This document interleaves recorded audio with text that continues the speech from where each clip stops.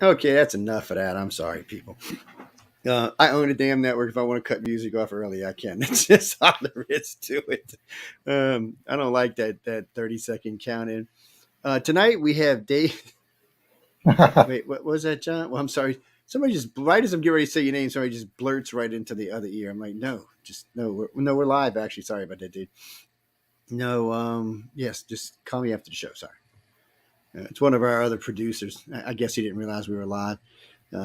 Sometimes, because when I do the Joe Montaldo show, they're always a little weird because it's usually UFO on the covers on Wednesday nights, news on the flip sides on Friday nights. But anyway, we have Dave Hendrickson on. But I still tried to mess it up with us tonight. He's the grand prize winner from Writers of the Future this past volume 39. So first off, I didn't even get to meet you. I mean, I'm flying all over the place. I was there for 8 days. Still did not get to meet this man for maybe more than a second, probably, but still. So first off, before we even talk about the big win, how was this whirlwind event? It was fantastic, actually. I had no idea what I was getting into when I entered the contest, and I was rather surprised when Joni called me up and told me that I was a finalist, and that when I won the Q3 part of the contest, she mentioned that there was going to be a workshop and they were going to fly me out there and for a week, and I was just staggered by the size of the event.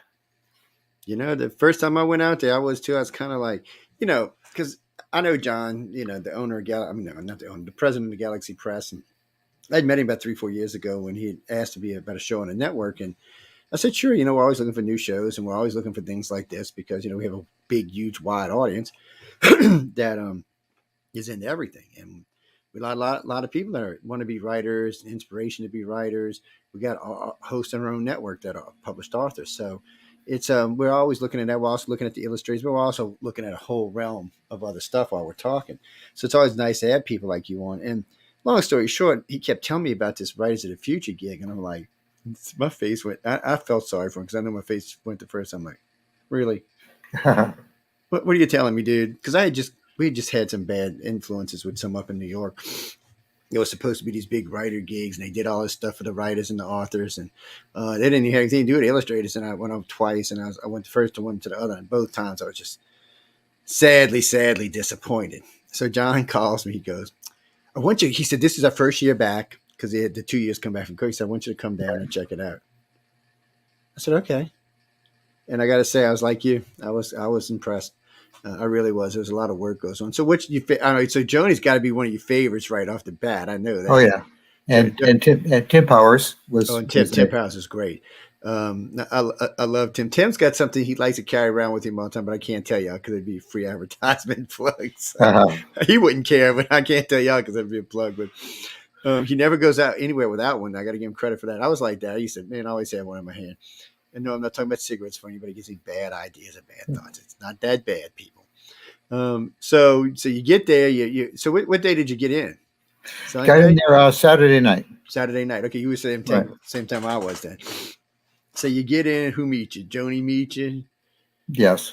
Yeah. So And you say, and of course you've been on the flight for I live in Virginia, so it's a 6 hour flight coming yeah, it's a nice gets flight. across Yeah. the jet stream, and so it's obviously been a long day. I didn't have much sleep the night before, and you're really not processing very well. So basically, you're just looking for a place to settle in the night and get your head straight. But I met a really nice guy.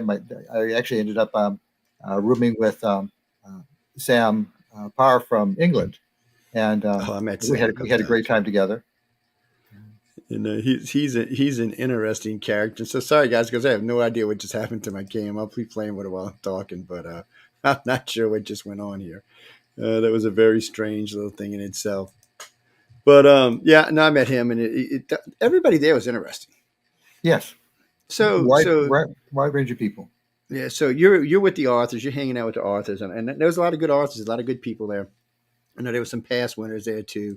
A matter of fact, oh, I can't do it. I got to get my camera face. I got to plug Steve. He's a friend of mine from years past.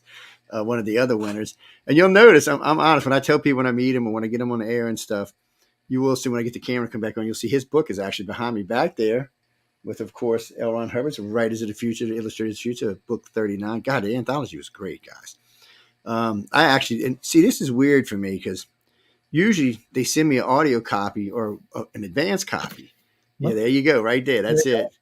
Yeah. And so usually, I'll usually read it on the plane going in. I'll usually read it once before that, but I like to read it on the plane going in because that way it's fresh in my mind when I'm meeting all these new people for the first time.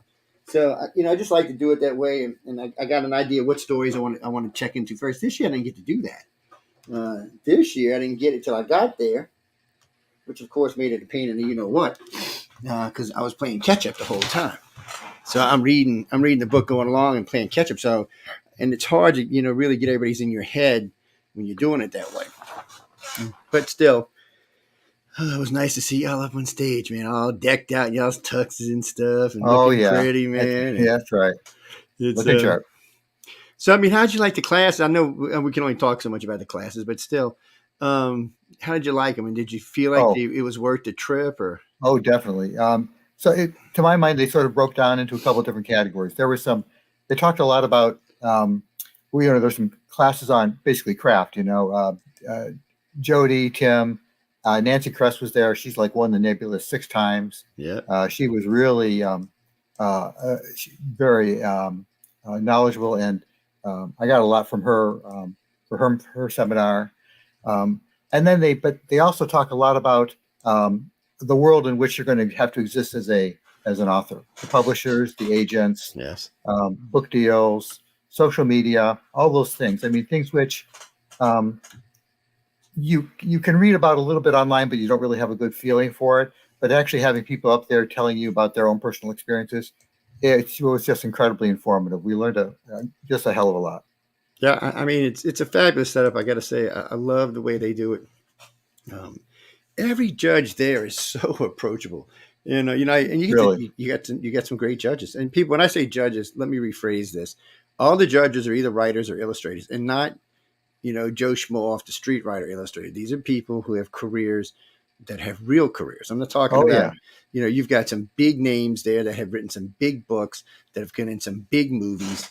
And I mean, Dune was there, which is represented. The new Dune's coming out. I talked with him for a while, and it's just Tim's got all kind of stuff to his credit. Well, I'll be all night. If I did it, that would be all night getting into it. But I mean, he's just got a list, and he's got some very famous ones to it as well. So, what is it?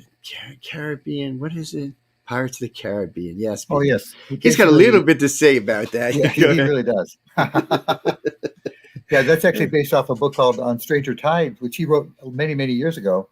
And they adapted that one for the third or the fourth of the Caribbean movies. Yeah, so see just a little bit down there, people. There's other people there besides that. There's some other big writers, and then like Wesley Dean, and he just writes. I mean, I've lost count how many books he's got, how many bestsellers he's got on that. And then of course we had Kevin J. Anderson. Who is he? I don't remember who he did. Did he write anything? Let me Just think. like 150, I don't know, 10 books, something like that. Yes, and he may have had something to do with some other famous book. But whenever, all I can tell you, people, is if you win, you get to find out. It's all only way I can tell you this. I will tell you, for you, they love when y'all show up at like Dragon Con and FanX. They have no problem giving y'all space at their booths. I watched them twice last year. They're really, so far, everything they've told me so far has been exactly what they told me, which I tell John this all the time. It scares the crap out of me. I'm waiting for the anvil to fall and push me in the head or something. And they're just good people. And they're very kind, they're generous, and they're just dedicated. I was just so grateful to, I mean, they just really take care of you while you're there. Yes. Oh, yes. This is what I was saying. This is one of the past winners right here. There you go. What is it? What's the title again? The Dark That Begins. He was there. See, listen, guys, hard copy. Yeah. I love when people give me hard copy. It's not a requirement to send me a hard copy. I do appreciate when people send books because it's I don't always get to read them, but there's always somebody in my family that will. So I always find out what's in them anyway. But he's a nice gentleman. Him and I on there was a bar kind of in my suite. I think it was his first year I was out there. And he was up there along with Dan DeSantis and a couple of other illustrators were there, a couple of other writers were there.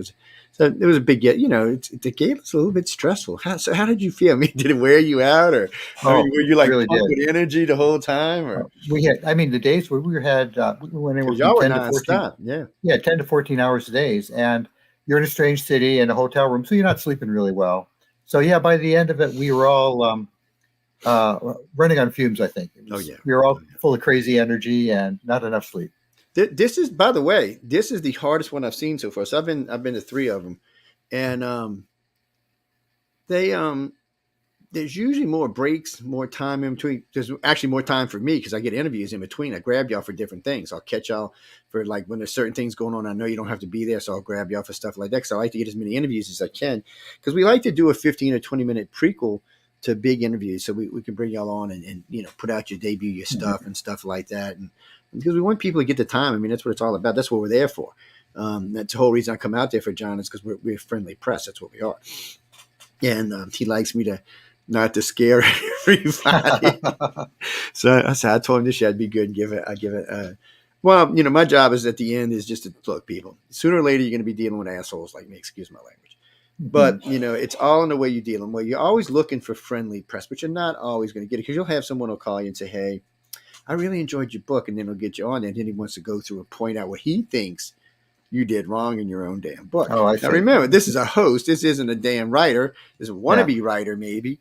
So it always irritates me when they do that. So, I always tell people when an interview gets to the point where you're uncomfortable, just cut it off. That's it. That's it. No reason to sit there because a really good host is going to make you say something dumb anyway. So it's just better just to go on. These guys do this for a living. So I just tell people, if you feel uncomfortable, leave. Or, say, hey, you're making me feel uncomfortable. And sometimes a host will just say, oh, I'm sorry, I didn't mean to go there. Not all hosts are mean. Some of them are nice people. Mm-hmm. And there's a lot of followers of Writers of the Future. I noticed over the time when we've been, working with them, doing shows with them, they get lots of followers, lots of people check in with us, say, hey, I enjoyed the author, I enjoyed the illustrator. So now, what was the name of the story? Wait. It was White Elephant. White Elephant. Who did your artwork? A lady named Kristen Hathaway. Let me see if I can find it in here. So that's the next question I wanted to ask you anyway. So the reveal. Now, I've been to 4 reveals. Well, technically 3 because one was a 2-year reveal. So I got to say, man, for somehow, I know it's not 100% perfect, but I noticed these illustrators seem to nail a lot of these authors. And that's not always perfect, mind you. But really, I've been quite impressed with how good they've matched to some of the stories. So I've read the story, so I was kind of impressed at how some of them really drove it home. So in your case, and how did you feel? I mean, I see lots of tears. But by the way, people, this reveal, there's lots of tears in this reveal from both the author, mind you, and the illustrator.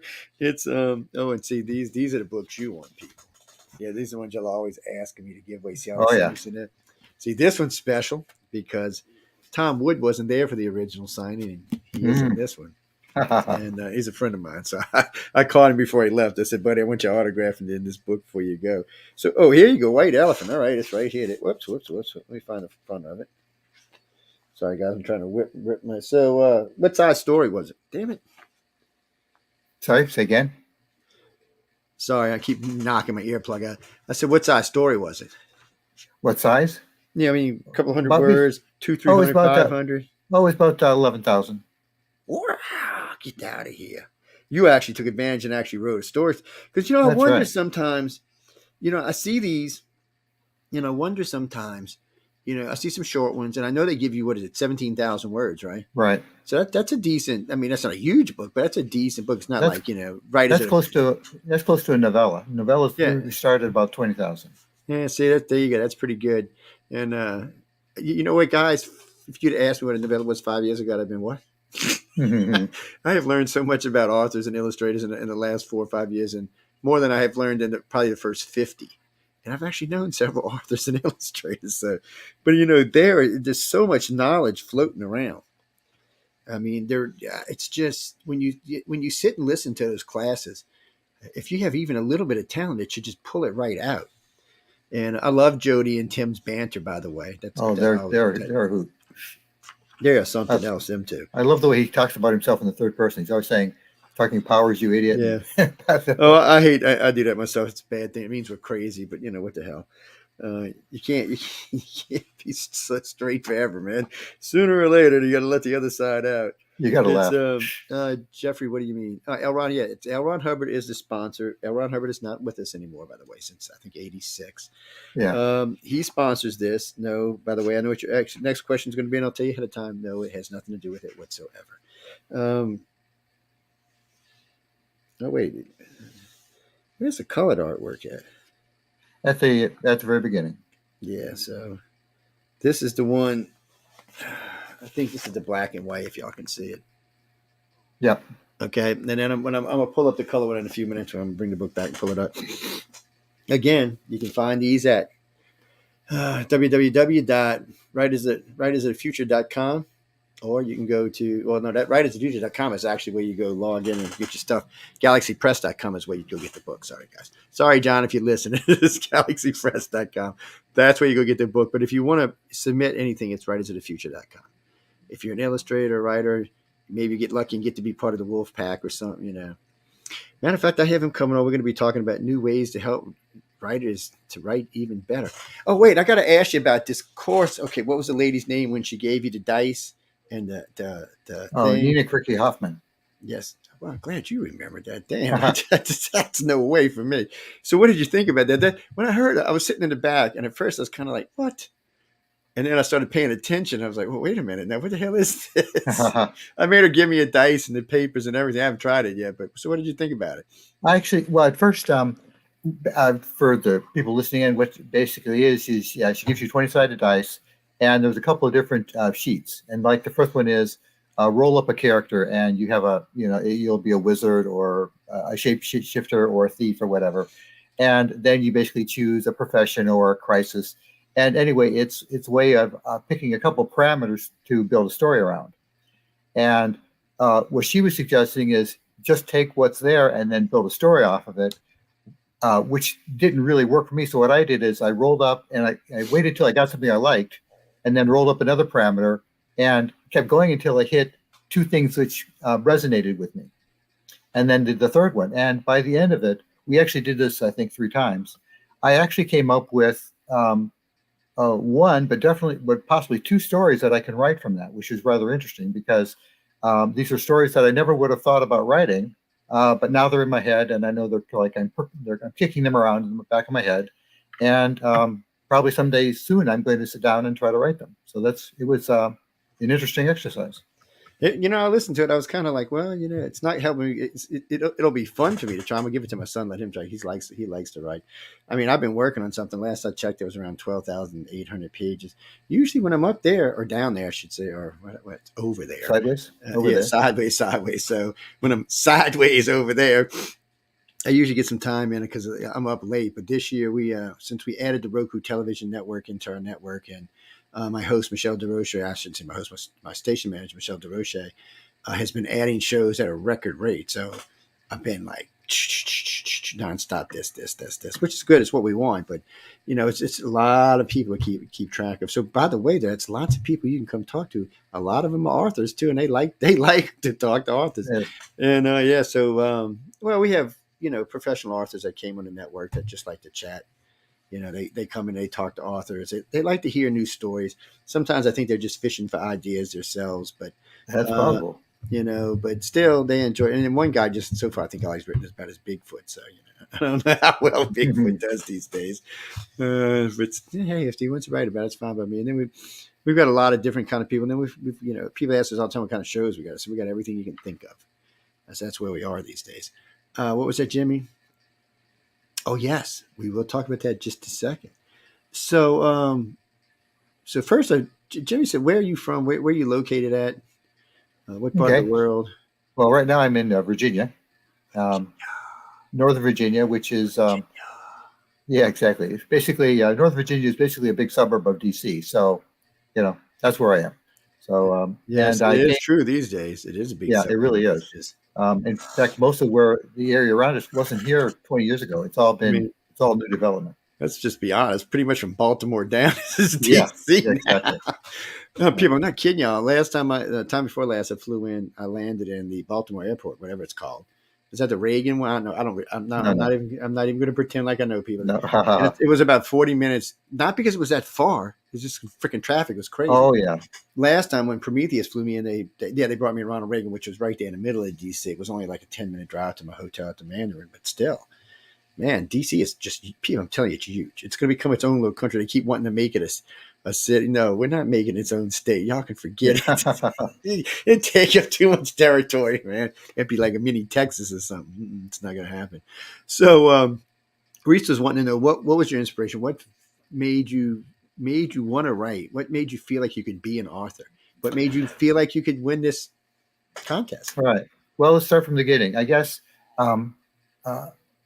one of the hallmarks of my life, I don't actually remember a lot of my own past. I sort of I keep all my memory for the future and for books and for movies. Good idea. But I do have a very clear memory of when I was about 8 years old, going into the public library, and I turned the corner and I saw these juvenile science fictions. And this is back in the 60s. I'm an old guy, just, like you. You're not quite as old. You're not quite as old as I am, but this was the 60s, and people like Heinlein and Clark and Asimov were still, at the top of their game. And they were there, and Andre Norton and Ray Bradbury and Norris and all the others. And I just saw these books, and I just felt like I found my people. It felt this was home for me. And so I just started reading everything I could lay my hands on. And why science fiction spoke to me, I don't know, except just because I think of the sense of wonder, of the sense of possibility. It's hard to really say. But then a few years later, I remember again very clearly, I was reading Stargard by Andre Norton, which is a wonderful book if you've never read it. And I had this thought that maybe I could write a book someday too. And I was only like about 11 at the time. And it's kind of funny because back then, we didn't have the internet. Things were a lot more, your world was a lot smaller. And the idea that a kid like me could actually one day write a book just was very startling. And it was only a few years later when I realized that authors were simply people who put down their dreams on paper, that it really became a possibility. So I started writing, here and there, little bits at the time. And I did that all the way through high school. My parents bought me a portable typewriter. We didn't have, we didn't have PCs in those days. And so I started typing, and I tried to submit a few stories. Nothing really worked. When I was at the University of Michigan, I actually won a couple of small contests, which was encouraging. I went to the Clarion Writers Workshop this was in '82, with people like Damon Knight, Kate Wilhelm, Orson Scott Card was there, Chip Delaney was there as a teacher. It was really quite an experience. It was a 6-week workshop, which, six entire weeks. So it felt like an entire world during that time. And oddly enough, I'm getting off topic a little bit here, but two of the other people at that workshop as students were Dean Wesley Smith and Nina Karicki Hoffman. And obviously they went on to big things. Stellar careers in writing. I took a different path. I ended up getting into programming. I spent 30 years as a programmer. And when I retired, then I decided that I wanted to get back into writing. I'd been writing all along, but I hadn't been publishing anything. So I started putting together some stories. White Elephant was one of them. And I set it off, and I didn't realize how big the contest was. I probably would have been a little bit more timid about it at the time. But they called me up and said I'd won. So it was. Well, I've been press for him for about. I mean, I'm not the only press for him by any means, but we took over a lot of press for him about 4 years ago, and we're worldwide, so it makes it easier for people. I know their worldwide audience has gone up considerably since they started broadcasting with us. And I know a lot of people I know go are submitting these days because I tell everybody the same thing. You can't, if you don't submit, you can't win. Exactly. You're not going to get to meet these people. And I tell people all the time. I was just recently talking on the internet about this, and somebody goes, "Well, you can't go talk to them. I'm like, who? I said, the judges? What do you mean you can walk right up and talk? I said, the judges actually come out of their rooms. Like they do their classes and they come out of their rooms and they put themselves in places where you can talk to them. I said, They're incredibly open and generous people. And these people are insanely successful at what they do. They've sold hundreds of books. They're successful both in terms of money and in terms of the quality of what they've written. And yet they're there to support the writers, the contest winners who are there. I was just very touched at how generous and supportive they were. It was really a very nice experience. It's a good group of people. Yeah. And also, let me just say something else is that if you submit, I know a number of people there submitted multiple times before they won. You can submit every quarter if you want. It doesn't matter. Yes, you can. 4 times a year. You can even submit the same story over and over again. You obviously want to rework it if it didn't win the previous time. But very few publications will say that. I mean, if you normally submit something to a magazine and they don't like it, they're not interested in seeing that again. But if you have a particular story that really speaks to you, that you really want to, get out there in front of the public, you can submit it multiple times if you want. And you know what, guys? Sometimes they give you feedback. Sometimes they do. Exactly. It's to help you win. So.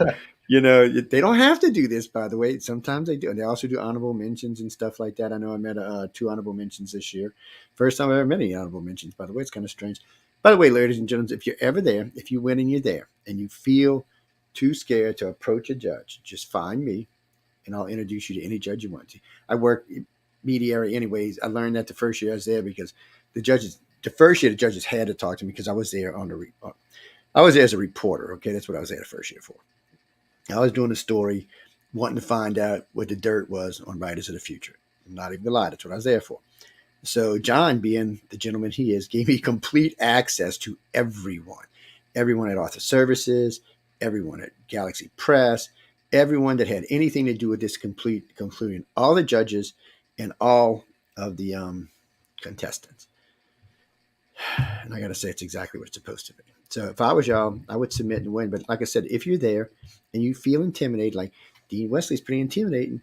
Matter of fact, I was sitting there having snacks with Kevin J. Anderson and Dean. Now, most people would die to sit between these 2 guys and talk to them. And they were talking about stories that, frankly, I couldn't even believe they were talking about in front of me.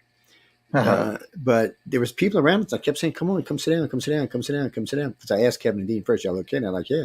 Like, come sit down, come sit down. I mean, that's what they hear. They want to talk to you. They want to import their wisdom to y'all. That's why they're there. And they'll talk to you. Dean can talk more than I can. So, I mean, shit, that's nothing. What's it? What is that? Raylene. Oh, okay. Hey, Raylene. I know that from some sci-fi show somewhere, Raylene. Anyway, it's going to bug me now. Okay. Yeah, I'll ask him. So, I know y'all did rehearsals because I was there, but she's wanting to know is when you first walked on the stage, what did you feel? Because for the first time, yeah, for the first time, because they don't know that just you went on the stage twice. Okay, right. They haven't seen the video. So, by the way, Dave actually went on the stage twice. So the first time you went up there, what did you feel like? Oh, I got it. I'm kicking some. Anyway, I'll let you describe. Right. So obviously incredibly nervous. When I got up there, the first thing I said was, I have to rewrite my speech. And that's actually very true because I was listening to everybody who had been up there before me. I came in about 2/3 of the way through, and all their speeches seemed a lot better than mine. So I was up there thinking, I was really wanted to rewrite my speech as I was sitting at the table, which of course wasn't possible. So I got up there and, I tried to not lock up entirely in front of all these people. And, I don't remember a lot of it, honestly. I almost dropped my award. These are big acrylic things. I nearly dropped it, which would have been a disaster. And I've seen it afterwards because I saw it on YouTube. And yeah, you kind of like what was that? So you go sit down. You're done, right? Night's over. Right. Dave's like, I'm good.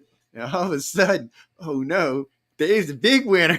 He's not just the winner. He won the big one. He won everything. He won the big prize money, the big monster trophy. This thing is like this freaking big, man. So what was the first thing that went through your head? Like, nuh-uh. So I'm sitting there, and the person next to me is Devin, who's one of the other quarterly winners. And honestly, I thought her story was great. So I thought, and Sam's story was great. So I thought any one of us could win it. And I'm, kind of thinking, one of the other guys has got to win it, right?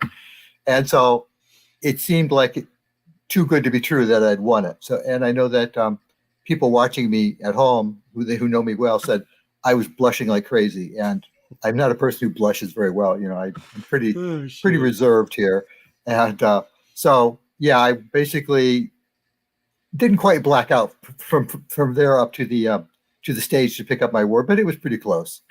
And once again, I had to basically my one of the things that John had told us when we were doing our prep was that the grand prize speeches generally were worse than the other ones because everyone had basically said what they wanted to say the first time up. Yeah. And they weren't expecting to win. And so they just sort of ad-libbed it.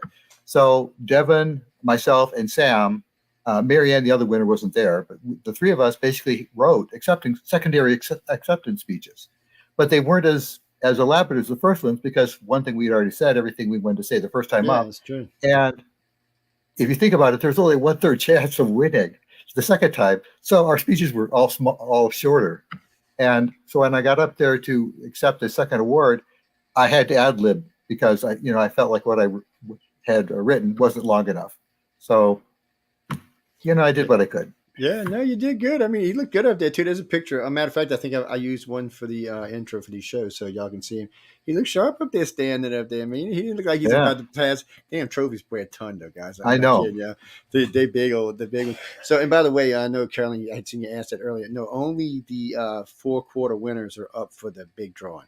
So there's 12 Correct. winners altogether, but it's only those 4 that won each quarter that's up. Yeah, so there's a winner for each quarter, and then there's 3 other winners are for each quarter. So there's 12 total. And sometimes there's an honorable mention and other stuff, but there's 12 winners for the illustrators, 12 winners for the writers. Yeah, so that's 12 chances you get. You can submit 4 times, and there's 12 slots. I mean, it's good odds. Right. I mean, it's good odds. So Sherry's over here laughing. She's like, yeah, I'd have passed out. There's no way I'd have made it to the stage. Oh, my God. No, it's serious. I mean, no, this is a real gala, people. So I can't remember his name right. This is a big producer. This guy's got all kind of credits to us. First thing he says is, "Oh my God, am I at the Oscars?" Yeah, really. He didn't realize. Well, he's coming to do this. He's right as a future. What are they? They put on a freaking gala. They're not playing, man. Red carpet, limousines, the whole 9 yards. Lots of press too. Lots of press. This year there was lots of we had lots of press. Well, last year we had a good bit of press from China, but this year we had a lot too. We had a couple of winners that were Oriental, so there was quite a bit of press. The illustrators. We had 2 ladies from China and 1 from Korea. Yes, I met the poor little Korean girl was so shy. I made her so nervous when I got her around any of them, because I was talking to all of them for interviews, and so I met her mom at the thing, and mom was real nice. And she was a sweetie. And I met her sister. Her sister is actually quite a brilliant young lady. And so I was talking with them. We were 5 of us out. You get snacking on something, chatting, and while everybody was signing books. And it was it's an interesting little family. So she's a talented young lady. I mean, the whole bunch, everybody there is talented. I hate to even say it like that because everybody there is talented. Look, first off, when it comes to illustrators, I draw stick people. All right, just leave it alone. Oh, really? Me too. That's the extent of any drawing I'm doing. Even though my wife's children, they're all very, very talented. They very, but not me. No, my son can write, but he's also can't draw. He's a stick drawer. He might be a little better than a stick drawer. I don't know. What's up, Brenda? We got a couple minutes left. Oh, and I missed the other Brenda from LinkedIn. Sorry I didn't see you up there. If you catch the archive, let us know. What is it? Oh, okay. So she's. I know we can only talk about this so much because John will shoot us, but the daily routine. I mean, what kind of class? I know we talked about the one where you're. Oh, yes, we got to talk about this one. So how'd you like Let's Write a Story in 24 Hours? Oh, that was wild. So basically what happens is Tim Powers walks around the room and gives you all a prompt, some small physical object that is supposed to help you generate your ideas. And other people are getting like mysterious remote controls and pottery shards. And I'm looking at all these things and I think, oh, I can write a story about that. And I can write a story about that. And he comes to me and he hands me a marble, a stupid little marble, and I've got nothing. I mean, I've absolutely nothing. This is marble, right? So, and then basically they send you off, and they basically say come back in 24 hours with the story, and it's got to be at least 2,000 words long. They say don't give us a 20,000 word story. We don't want to read it. Just make it, make it a good short story. So we all just scattered to the winds with the idea of trying to come up with some idea for our stories, and they pair you off with another of the writers so that you can bounce ideas off. You're not collaborating a story, but if you're stuck, if you want somebody to bounce ideas off, you go to this person. So I go back to my room and I get this idea for a story. I say, fine, I'm going to write this story. And I'm starting writing. I've got 1,000 words down on paper. And then I realize I've got a problem because I'm actually writing 2 stories. At some point, story 1's turned into story 2. And shit. I say, okay, this is scary because, that's not a good thing. And I don't have an ending for either one. But I said, well, just keep plugging along and see what happens. So I write another 1,000 words. And by this time, it's about 5 o'clock. And it's worse because I definitely have 2 stories and I still don't have an ending for either one.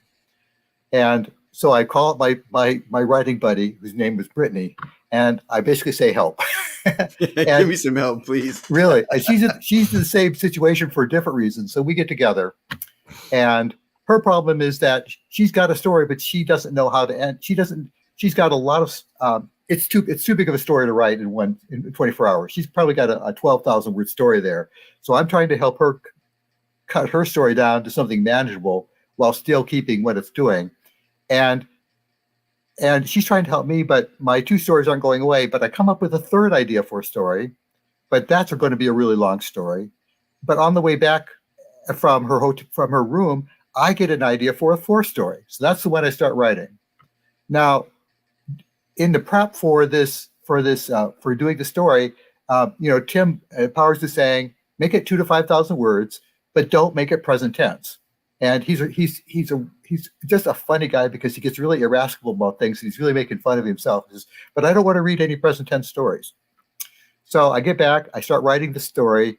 I'm about 1,000 words into it. It's about 11 o'clock at night. And I think, oh my God, it's a present tense story. I said, Tim Powers is going to hate me. So I say, well, screw Tim Powers. I'm going to write it present tense anyway.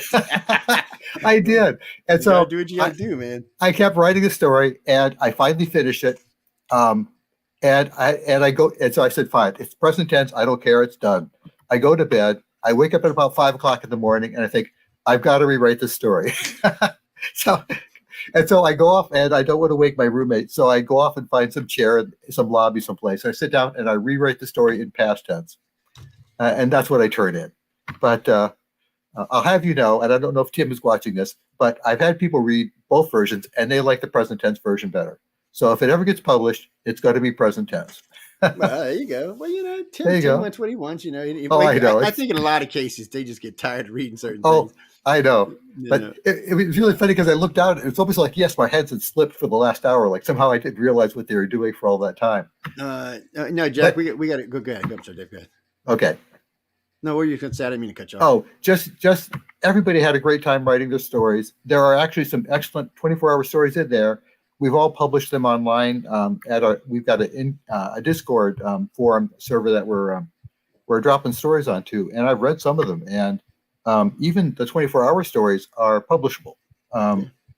Sam, a Power Story in particular, I thought that's one of the ones. I haven't read all of them yet, but I was very impressed with a number of the stories. And so I think they'll eventually end up in print someplace. Yeah, and there's a lot of inspiration there. When you start thinking about writing, there's a lot of big people that to be inspired by. So I don't know if that helps because like I said, so just so you know, when I finally finish whatever this thing is I'm writing, which will probably be like 100,000 words, I'm putting it in a vanilla envelope. I'm gonna print it all out and put it in an envelope, and I'm sending it to Emily and say, "You said it right. You're gonna be the one that edited it." I said between the grammar and the edit mistakes, she'll probably commit suicide after a week. She stays on me. She's always, I know you got to book that. If y'all know who Emily is, we're talking about Emily Goodwin. She's vice president in charge of pretty much everything that John's not doing. And they have a real good chain of command over there. They got a lot of good people over there. And to answer your question earlier, Delene, Author Services is like a branch. They're just in charge of all the Galaxy does the nonfiction. I mean, the fiction, and they do the nonfiction. Sorry, I couldn't get it out right. And so that's pretty much how it is. Yeah. Well, authors. No, not Arthur C. Clarke. Why did you say? See, you almost made me screw up. Uh-huh. L. Ron Hubbard has both nonfiction and fiction. So yes, he has quite a bit of things to his credit. I mean, he's got. I had the whole complete collection at one time, and I had a pad that got just took and got back, and then I don't know, it just finally died. I don't know what the hell happened to it. Yeah, but anyway, by the way, anybody who wants it, you can go over to galaxypress.com and get you one with all the works on. You get a pad. You can get the little pad, you can get the little stick, you can get the whole 9 yards, or you can get the big iPad like I had and carry it around and use it. It's a great thing. Mr. Dave will be on there as well, so y'all will be able to check him out too. Yeah, all this stuff goes up on there. It's all for sale. You can go get book 39 right now. If you look back here, there's 36, 37, and 38 right there, which is where 39 was hanging out just a few minutes ago.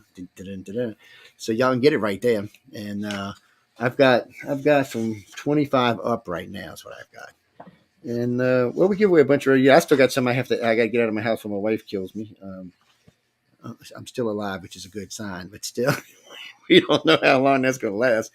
And real quick, guys, before I let you go, because I know we got to get out of here, because I'm actually a guest on someone else's show. This is the artwork we were talking about earlier that you can actually see in color. Yes, it's just a beautiful piece. It is. It's a great piece. Now, does that tell y'all the story? Now, remember, he told you the name of the story just a little while ago. So does this bring you to the story? So when I look through all of these, see, it intrigues me because I'm trying to think, what is this connected to? What does this actually represent? It's all of them the same one. When you go through all the different artwork for all the different people, you know, it's like any cover in any book. Does it sell the book? Because you want the cover to sell the book. You know, I talked to a lot of the illustrators, and you know, that's their goal, is to create covers that can sell books. And you know, of course, and this is the cover of this one. And of course, this is one of the judges here. Yes, he does quite a lot of illustrative work. I think he made his first big money off of a fire or something or another.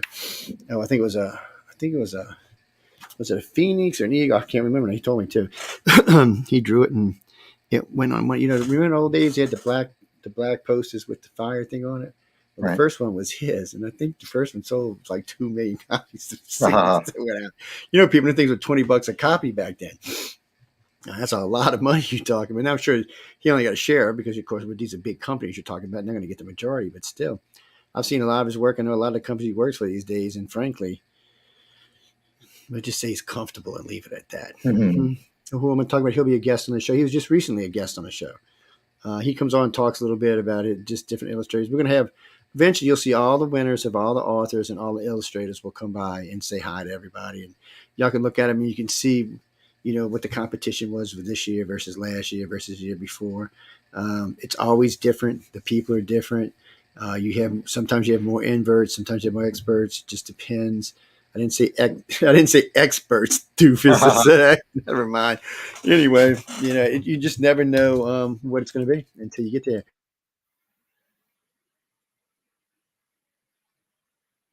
Well, I've lost you.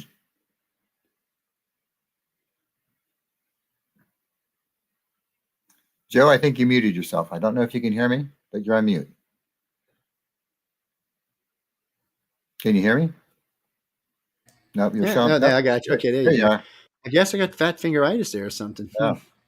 Usually his mic's hanging upside down, so maybe that's what the problem is. But I know we got to get out of here pretty soon. But Dave, you did it. I mean, you won everything, bud. I mean, that's like going to a casino and hitting the big one. I know. It really is. It's scary. So this ought to help you in your career too. I mean, I keep in touch with several of the authors from past contests, and I know a lot of them did quite well. They're always trying to get me to join their writer boards. I said, I'm not reading your stuff, man. Forget it. I said, when you get a book, send it to me. I said, that's different. I said, just reading for the sake of reading. I don't have the time for that anymore, guys. I said, I wish I did. But I do know people in my family do. I just don't. It's just one of them things. But any parting words before we get out of here? Anything you want to tell these people? Give them a little wisdom on maybe how they could be the next L. Ron Hubbard writer of the future. Honestly, just keep trying, keep writing. Don't be afraid to fail. Don't get discouraged. It's a matter of persistence, perseverance. If you write stories for magazines, you know, you may get a lot of rejections. just keep writing. Everything is practice. You'll get better as time goes on. So really, that's the takeaway. Just keep working. If you love writing, keep writing. I mean, you'll enjoy it for your own self anyway, and eventually, assuming that you have something to say, you'll get good enough that people will want to read it. Yes, look, these guys are good. I mean, pretty much, a lot of people come out of this, and it helps the career. It never can hurt your career to say, not only did you win at Writers Future, you won the big one. Yeah, really. That sticks you up a couple of notches by itself. But I mean, David, was great having you on tonight with me. Thank I you. look forward to talk to you in the future. Any plans, any books coming out, any websites you want to give them before we go? Well, actually, like I said, this came out of nowhere. I was not really prepared. So right now I'm in the process of a quick one. putting up a website. I don't even have business cards. So I'm getting into social media. I'm doing I'm doing what I should have been doing a few years ago. That's okay. But it'll come there. And I do have a number of novels already written. So I'm looking around trying to decide whether I go the traditional publishing route or whether I go independent, those kind of things. So this coming year for me is going to be a very busy time. And this is like you said, this is a real opportunity, and I need to take advantage of it. So that's what I'm going to be doing. You need to jump on it. So, are you getting new books? Are you getting anything out and ready to go? Or you got something you need a little help advertising? Give us a holler. We'll bring you on, talk for an hour or so, and let people know. You get your website. Let me know, and I'll stick it up next time. I'll add it to this archive when you get it, just so we don't know it. I mean, one of the things I'm thinking about doing is to do a semi-pro online publication for new and emerging authors, because it can be hard to get a break. Yeah, and so I thought that would be something I don't know about the financing yet, so I have to figure out how much it would cost, but that's something I'm definitely interested in doing. Well, it's doable too. And with the internet, there's a lot of stuff doable now. A lot of pre-created softwares are out there and stuff like that, things you can get in that'll help you take some shortcuts here and there. And look, I spent so much money in the beginning of radio. Now it's so much easier to do than when I got into it 25 years ago. It was a nightmare. We had to have hybrid boxes and phone lines and all kind of crap and wires running everywhere. Today, it's just a couple of computers. Sends it out to 200 countries, man. This boom, it goes out to all 200 countries like that. It goes out to all kind of American cities too. It's funny. We brag a lot of times, but I got to go. But we go out to 400 American cities now. People, some of them cities, honestly, got 1, 2, 3, 5. But you know what? Them 5, 6, 7, 8 people tell the city next to them, tell them about it. And that's 5, 6, 8. Nothing. It's a big country, people. It's a big world for that matter. And we go out all over the place. So I want to thank you for coming on, Dave. Y'all be sure to come check him out. He's going to be got fame. We might even see a movie out of this guy in the future, man. You can always write a Pirate of Caribbean. Tim, I'm just kidding, man. Don't hurt me, man. I'm just kidding. But really, true. I wish you all the best, man. Like I said, you get anything, just let me know, and we'll get it help you get it published, man. Okay, thanks. Thank you, man. And guys and girls, I gotta go. I'll be on Michelle DeRoche's show in about 10 minutes. Yes, I'm her guest tonight. Dave was one of those things that was kind of a fast thing tonight. I've got X amount of times open for Writers of the Future. So, and Carmen's a good friend of ours. He said, okay, look, I said, okay, that's cool. I can do it. No problem. But Dave, thanks for doing it in such a quick thing. Guys and girls, come back and see Dave, and the archive will be up, and I will talk to y'all again in a few minutes. Good.